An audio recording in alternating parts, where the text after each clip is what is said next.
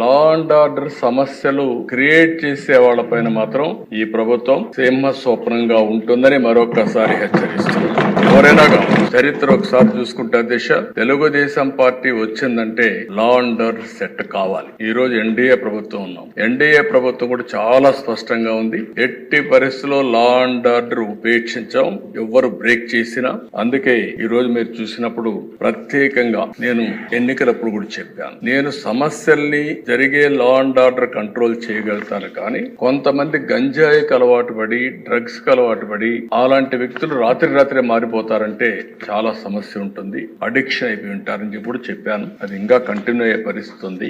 ఏదేమైనా అధ్యక్ష, గంజాయి పైన డ్రగ్స్ పైన ఉక్కు పాదం మోపాం, ఈగులనే ప్రత్యేక వ్యవస్థ తీసుకొచ్చాం. నేను ఈ రాష్ట్రంలో ఉండే ప్రజలందరికీ విజ్ఞప్తి చేస్తున్నా, మీ పిల్లల్ని మీ కుటుంబ సభ్యుల్ని మీరు కూడా కంట్రోల్ చేయాల్సిన అవసరం ఉంది. ఎక్కడికక్కడ మెంటరింగ్ చేయాల్సిన అవసరం ఉంది. ఎక్కడ కూడా ప్రతి ఒక్కరికి విజ్ఞప్తి చేస్తున్నా, మన స్వార్థం కోసం మనం గంజాయి పండించి ప్రజల జీవితాలతో జరగడం కరెక్ట్ కాదు. అందుకే లేటెస్ట్ టెక్నాలజీస్ అన్ని ఉపయోగిస్తున్నాం. నేను కంట్రోల్ అయిందని కానీ మంత్రి గారు ఇప్పుడు కూడా చెప్పారు, మేము కంట్రోల్ చేశామని. ఇంకా పూర్తిగా కంట్రోల్ చేశామని చెప్పడం లేదు. ప్రజలు మెచ్చుకున్నప్పుడే మీరు కంట్రోల్ చేసినట్టు అవుతుంది. అంతవరకు మీ పని ఉంటుంది.